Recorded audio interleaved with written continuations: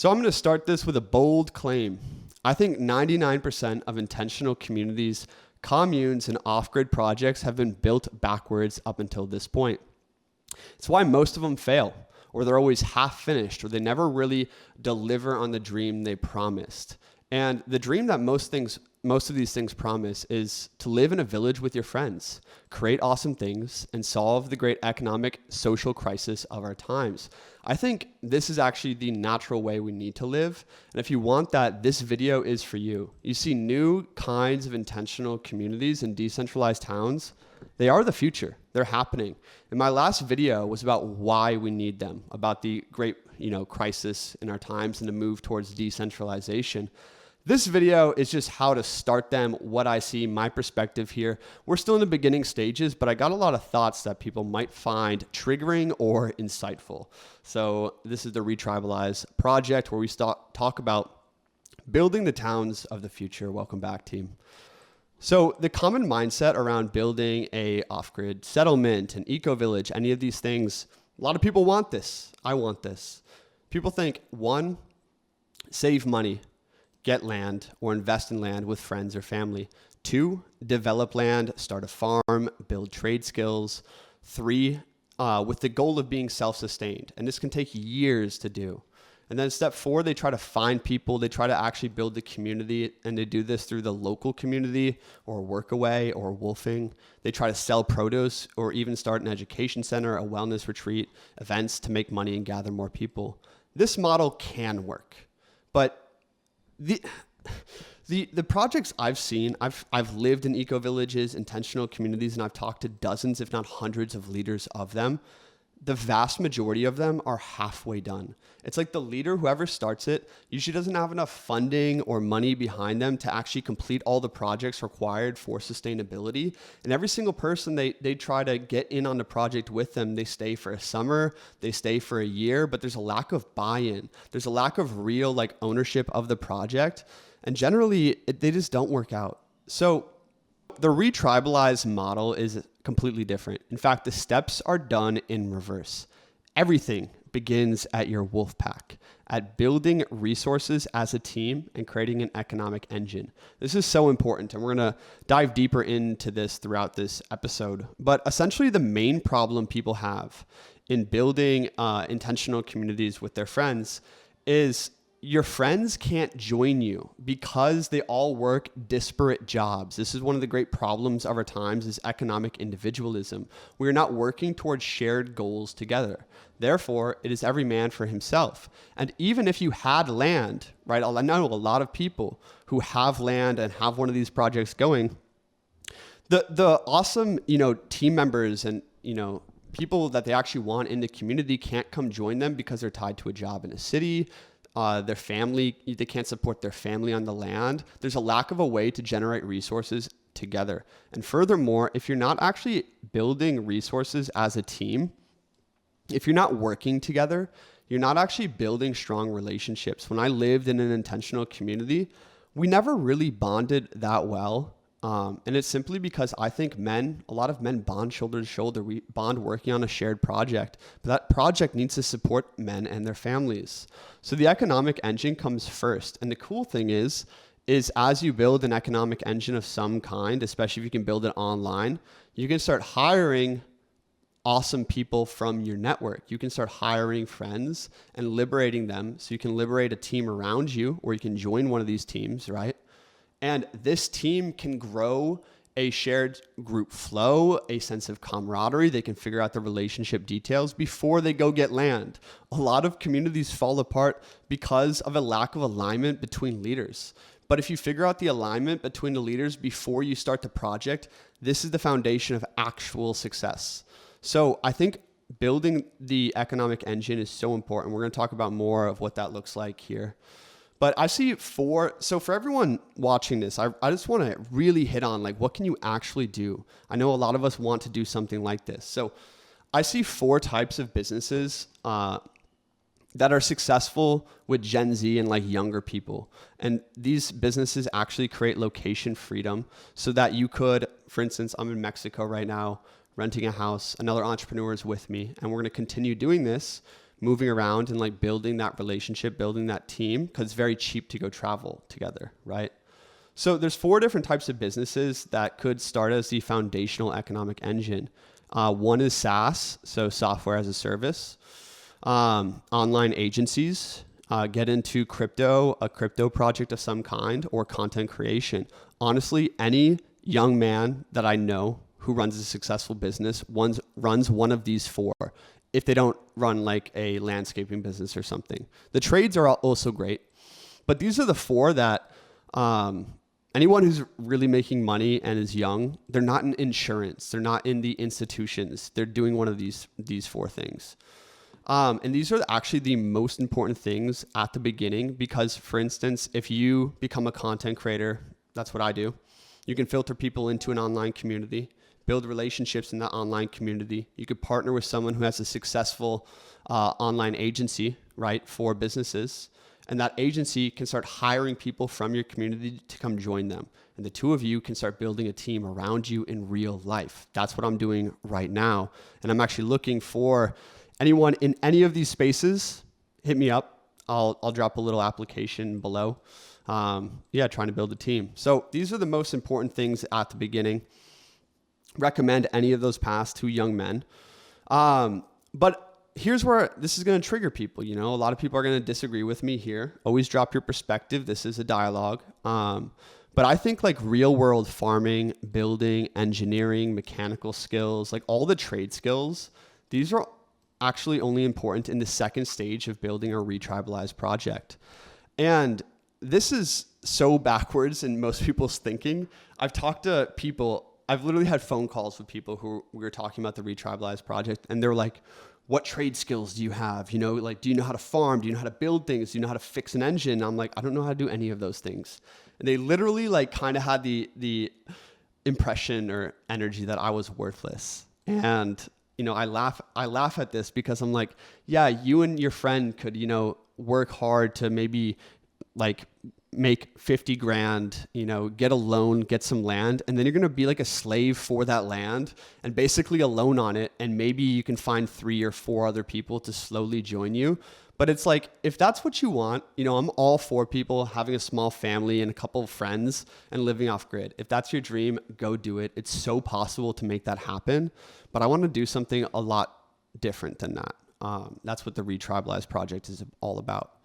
So these skills, these real world trade skills, and also like teaching, opening up a shop, like all these different things, they come once you have a wolf pack that acquires land to build the economic engine, right?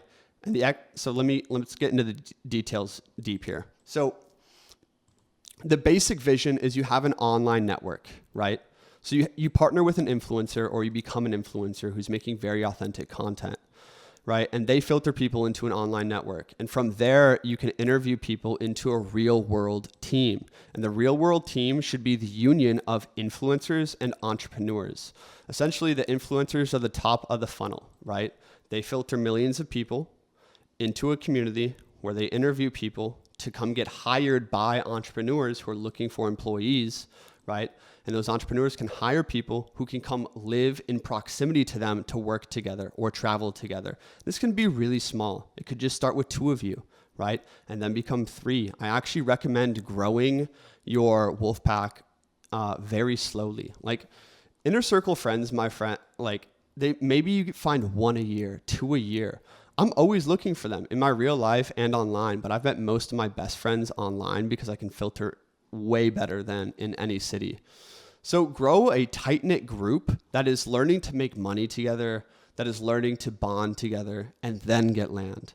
And once you have land, 2 things happen. Is 1, you can double down on your economic project because you're actually established, and you can start new projects if you want to. But then also these influencers can be showing what you're doing, and it's so cool. It's so inspiring to people because almost every stranger I meet and my aunts and uncles, like they all want to live in a village with their friends. It's like the most primal dream in our hearts is to be with tribe, right? So if these influencers can show what you're doing and filter into a community around that, and then it just grows exponentially, right? So the economic project has to come first. And let's say you have a SaaS company or an agency online, and you're partnered with one influencer who's doing something like me, right? The two of you get land together, but then you could, build a team around building a wellness temple and a new school, an academy, a biotech center, like whatever kind of economic project. Maybe have 1, 2, 3 of them. And the cool thing is if you build your own tight-knit team of just 2, 3, 4 people that you really respect and admire and you're growing together, that team could join with a team like mine and another team, right? And then go in on land together and have multiple economic projects, many influencers broadcasting it to the world, right? And then you can filter people into a physical community. And that brings us to step 5 is you develop land, the farm, the community, and the internal economy last. The cool thing is if that community is generating money, right, it opens up more positions for people to come live and work in proximity to each other, right? And as you do that and the community grows, it opens up an internal economy. So many visionaries out there are stoked on internal economy dynamics. Oh, what would the intentional community look like? We could have a cafe. We could have a wellness temple. We could have a dojo for martial arts. Like I want to build a real life academy for higher education and martial arts. I think that'd be so cool. But the internal economy and like physical projects like that and physical dreaming of systems and governance systems, it's beautiful, but it's a secondary step. It comes after you solve the first big problem is how do you build a team and generate resources as a team? If you can do that, everything else will naturally flow from there. So this is where like all of these trade skills come in. So if you are someone who is, hey, I'm really good at natural building. Hey, I love permaculture and farming. Hey, I'm good at these different things. Like I can't wait to meet you one day. And I will meet you one day, right? And like all of those skills are important at the second stage. They're probably the most important thing for actually building the physical community. But we need to lay the foundations first. And this is where the ReTribalize project does it backwards, right?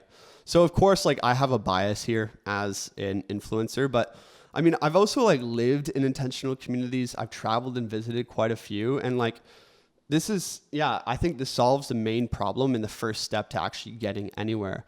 But if you see things differently, like offer your perspective, your perspective below. So where do you start watching this? Like maybe, you're just working a normal job. Maybe you're a remote worker, or maybe you are a leader who's like aspiring to do something like this. Basically, for everyone out there, I recommend just this right here is build one skill, do one action, and find one person to do it with you. It's very simple in the sense of the main problem we need to solve in our world is building teams, like men and women bonded shoulder to shoulder, working towards a goal together. It's actually how we build deep relationships. And deep relationships also take a lot of time. And the issue with our world right now is my best friends, like people I really loved when I was living in Denver, I would see them like once a week, once every other week, once a month. And the thing is we just didn't live by each other. We didn't work together. And it's hard to like match schedules when everyone is so busy in their daily lives. I'm sure a lot of you feel this, right? And this is why this is actually hard to do, right? But if you go to the gym consistently, if you like to read books, if you like to make YouTube videos, like whatever you already like to do or are called to do, start doing that and find someone to do it with you, right? And this is where you can leverage something like content or an online network to find those people. So honestly, creating authentic content, my friends, you can, even if you have a very small YouTube channel, it's amazing who you can reach and talk to. If you don't want to create content, you could join something like the Men's Academy. I run an online network of people who feel and think similar to me, who share my values and want to grow together. We have 60 awesome guys in there. And like these guys are networking. We're getting on calls on a weekly basis. We're building relationships online. And these translate to meetups, to real life relationships, to real life teams of highly filtered people. Like at any other point in human history, my friends, if you wanted to start a movement, start a, off-grid project, build a business, you were stuck with Johnny and Tommy down at the pub. That was it. Like you had your local community. My friends, I speak to 1 million+ people a year Like, think about that. And these aren't just random people. These are people who are thinking about something similar to me. I'm filtering the whole world to find them, right? And if they really like me, align with my message and this vision, they talk to me, on the phone. And then from there, they can join the inner circle. They can join the men's academy. I interview, people into real life. And very powerful. That's why an entrepreneur needs to partner with an influencer. This partnership right here, an influencer who filters awesome people that the entrepreneur can hire one at a time, very slowly, like very much vet that wolf pack, and then create the resources as a team or get an investor as a team. Then you get land. Everything happens from that point. The internal economy ensues and everything snowballs. And ideally, 100 years from now, this is what I want to build, something like that. I think new towns and city-states are the future. The future is decentralized. Social media, blockchain technology, global travel, these things already changed the world, right? It is just yet to catch up to our physical communities. People don't need to live in cities anymore. And also our cities, don't feel like they have vitality or soul left in them. People want to live in villages with their friends. This is how you could do it, right? So it's either, if you're a leader out there, right? So not everyone needs to do what I'm doing right now. Okay, I think actually very few people need to do this. Like become a public face for something. You do need someone who is a public face for what you're doing, though. You need maybe multiple people. And if you're called to doing that, you got to start creating content, right? Like finding your message, aligning with it, and creating content's a long journey. I've started been doing YouTube for 13 years now. And also, if you're a leader, you could start a business, right? Leverage networks like mine, join, other people. Like, the thing is, my friends, is we just got to stop doing shit alone. Like this solo entrepreneur, solo grind, solo self-improvement, solo mindset, it's a plague. It's the illness of our culture. Like, if you want to go far, right, go together. If you want to go fast, go alone, fall into the capitalist trap. And even if you make $50 million, right, and you have a great family and you can travel, whatever, but you're sitting on a beach in Mexico by yourself with $50 million in your pocket, you're still not going to be happy. Like, what we really want is a badass team of people that we love and respect, and that they support us, and that we do life together. Like, relationships are everything. So if you're more introverted, or you don't feel like starting a big business or becoming an influencer, that's totally cool, right?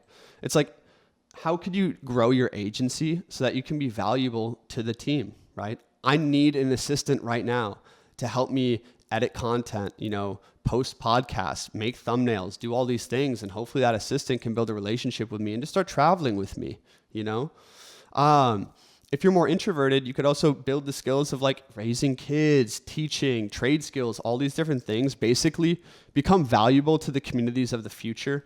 And if you want to get involved early, you got to think about how you could be valuable, right, to one of these people: SaaS owners, online agency owners, crypto builders, or content creators, because that's the most immediate way to join a small wolf pack, right?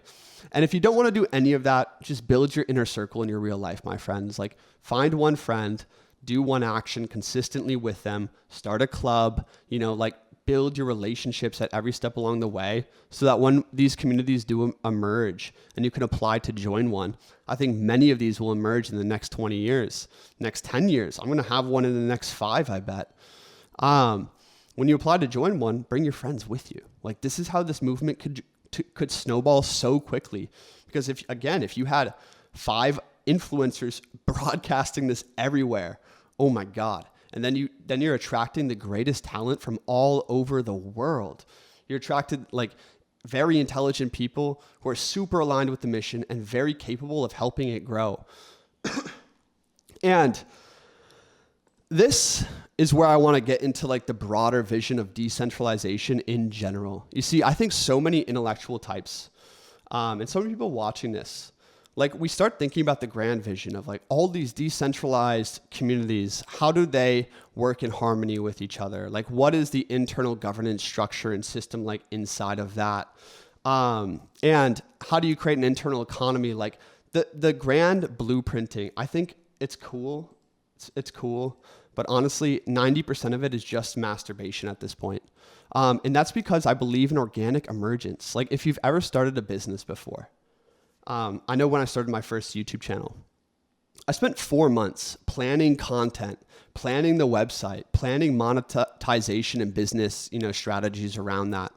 And the moment I made my first 2 YouTube videos, 99% of it was scratched and never used again. And that's because you can't really see step 10 if you're not taking step 1. Like life and success and beauty is an invisible staircase. You can have a vague idea of the dream. Like we want to create decentralized towns and city-states. Beautiful. That's a great grand vision.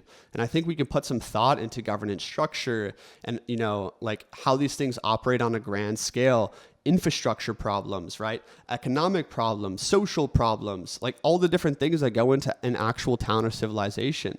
But the thing is those things will organically emerge because as you take step 1, you can see step 2 and adapt to it, adapt to problems, step 3, and each step along the way towards a project like this, you're going to be attracting top talent, experts in different fields who understand and see a vision that is different than yours and can solve the problems as they emerge. So the people who are like, let's say you're super into permaculture design. I don't even think about the permaculture farming, agricultural system of the towns of the future because I know you are out there. I'm here to unite the people who can start the project in the first place so that we can hire you, so you can come live with us. And all the people who are so anti-business and anti-capitalism, it's like, how are you going to actually make the money to feed the families, to support the tribe, to bring people together in the first place before you could break away from society into your own utopia? You can't unless you wanted to start a cult where people have to give you all their money to come join. That's not what we want to do. We don't want to start a cult. We want to create a free association town with a high amounts of filtering. If you create a town with high amounts of filtering to get in, you don't really need a lot of laws, right? You don't really need to police people, especially if you keep the community under 150 people. Like, you don't need a lot of the things that people worry about because if you have high amounts of filtering and a process of experimenting and like trying people out before they fully join the community, well, in that case, you're just getting people together who are equals, who are peers, who have the capacity and the consciousness and the sovereignty to solve problems as adults. This is why I think in a later podcast, we'll talk about Ken Wilber and second tier consciousness. But this organic emergence theory also leads us to the dialectic, right? So the dialectic is a Hegelian idea that each of us is basically our own micro God living in this reality that is so unique to us. How you see the world and how I see the world are completely different. If we're at an experience together and we walk away and we journal, we're going to journal completely different things. And this is why conversation creates evolution and new synthesis. So you have a perspective that I don't have on this project, right? And especially if you're developing your perspective on projects like this, when we have a conversation, it elevates our understanding as a collective around that thing. And this is actually the God impulse through humanity towards evolution. That's why I see retribalized projects and decentralization as the natural next step of humanity, like really far out there. But it's going to evolve through organic emergence and dialectic. It's like, what's the first step? Find the people who can help you with the first step. And then the dialectic will help solve the second step, right? The dialectic, the conversation, the new synthesis through generative contrast, right? So again, I'm here in Mexico with some guys from the community. And we've been having great conversations every night. My friends call it continuing the ancient tradition. And it's amazing that through those conversations and just like finally having like intelligent men to have have great conversations with who hold different perspectives than me, but we agree on the goal. I learned more in like 1 week of talking with these guys than a whole year of watching YouTube videos. Like they actually challenged me to think critically about my ideas. And I learned so much from them, so often on things that the algorithm would never feed me because the algorithm is an echo chamber of what you already think and like, right? So it's really interesting, like this dialectic approach. This is why like real life relationships and real life conversations with highly aligned people who have a different perspective is so important, right? Because it's literally the evolution, right? So if you are looking for conversations like that, or if you want to join me in my real life here, we're going to Colombia for an entire month and renting a house. I'm going to be bringing a few entrepreneurs together there. You can apply for the inner circle, and that's only for entrepreneurs and influencers at the beginning. That's what we need most. So if you are an entrepreneur or influencer watching this, there's an application to the inner circle down below. It's free. We'll do an hour interview if you make it through that. And yeah, there's a filtering process specifically if you want to join me in real life. If you're not an entrepreneur and not an influencer, but you want to join something like this, come join the Men's Academy with me. It's all about networking, building relationships. And if you rise as a leader inside the Men's Academy, I have 2 people from the Men's Academy coming to meet me in Colombia for free, right? So it's like, yeah, I think those are the 2 ways you could get involved with the project I'm building if you're not going to start your own. If you are going to start your own, still connect with me. So yeah, we have 2 extra rooms in Colombia. That's kind of the plan anyway. Some things that have been brought up recently, maybe I'll make full episodes on these. This is very interesting, some strategies and tactics for the retribalized communities. And yeah, you definitely comment, have the dialectic in the comments below if you have any thoughts on any of this. So let's dive in.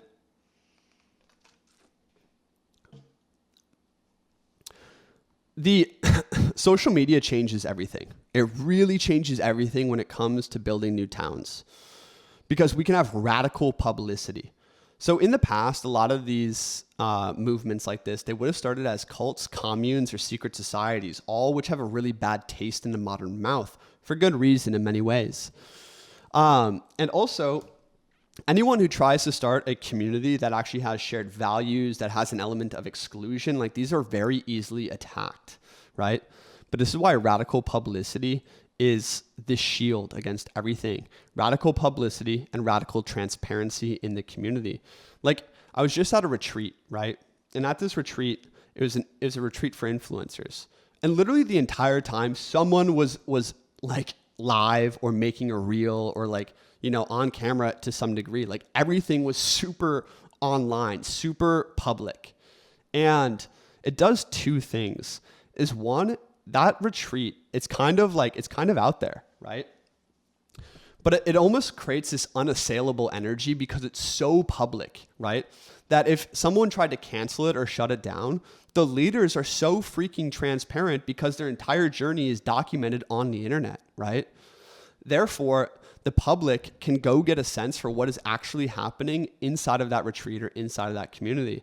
So this is why I think the leaders of retribalized projects, they need to be radically public and document the journey, or have influencers documenting the journey so that you have your own voice to the world. Because the issue is right now, the global establishment and global media has always been able to attack and tear down new breakaway things or things that go against the liberal world order, right? And I think we can have a very high diversity of, political ideologies, certainly. But the thing is like there are communities that have been raided by the FBI, destroyed, and basically quietly swept under the rug. This has happened many times throughout history. But if you're radically public, you protect the community because you have a voice to the public. And also, if you're ever attacked by the liberal establishment, people can go to you for your own truth, through your Substacks, through your YouTube channels, through your Twitters, like through all of it, you can be broadcasting what you're doing. And this broadcasting is actually attracting new, highly aligned, highly capable people to your cause while protecting you in the online space.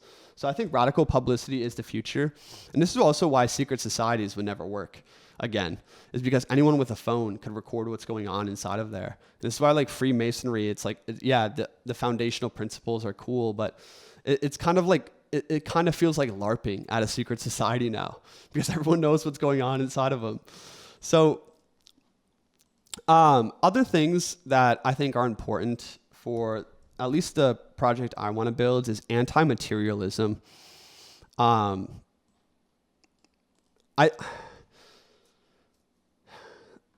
If you're going to be a leader in your life, my friends, the 2 things that bring down leaders the most, I think, maybe 3, is opulence. So like if you were Osho running the Osho commune in the 1980s, this huge movement, hundreds of thousands of people, right? And he had this town up in Oregon. He had like 18 Rolls Royces, you know? He was so easy to attack because of his opulence. And it was a complete difference to something like the Knights Templar society and order. You know, the Knights Templar swore oaths of poverty, and therefore they received enormous donations. The Knights Templar basically took over the banks in the world because people trusted their character. And materialism and also like sexual degeneration is the thing that unmakes leaders in general. We'll talk more about that. Women, wine, and wealth. These are the 3 things, my friends, that have unmade a lot of leaders out there. We'll do a podcast with Steven on that. The other thing is exclusion and filtering. I made a whole episode on this, is the idea that you need to exclude people. And if you have a high barrier to entry that requires very high alignment with the cause before coming to join, and then even filtering once people, like a trial period inside, if you do this, you need way less regulation inside of the community, right? Because you're building a family instead of a business, instead of a loose collection of dissimilar souls that need governance. We're trying to create a higher order type of community here. That's why exclusion and filtering is so important. Like if you want to build a great business, what do? You interview people, hundreds of people, until you find A tier, you know, leaders, right? So 2 other things that I'll say here. I think a principle of nonviolence is super important. A lot of these things can be painted negatively. And then a blue pill organization exterior. We'll go deeper into this with Steven. But if you want to come join us, my friends, if you want to come join me in real life or just build a relationship with me online and see where that goes, come join the Men's Academy. And to the very specific entrepreneurs or influencers out there that are like, yes, let's go get a house in Colombia, in Costa Rica for a week together, for a month together, and like see if we do have deep rapport and deep, you know, compatibility. Apply for the inner circle. We're going to be renting houses for a month at a time moving forward. And the inner circle ideally is going to travel together for a month at a time, 6 months at a time, a year at a time, or ongoing, you know, until we have the resources and the wolf pack capable of actually getting land. So that's the deal. Inner circle application down below to apply for a 1-hour interview with me. It could go many different ways from there, whether, you know, we become allies or we partner together or you come travel with us. So you can go apply for that. Also, for everyone else watching this, go leave a 5-star review of this podcast on Spotify, iTunes, and the ReTribalize Substack. All the links are down below. Come follow the ReTribalize podcast Substack. My name is Christian, my friends. Thanks for being here. Hope you got something out of that. Let me know what you think. Peace.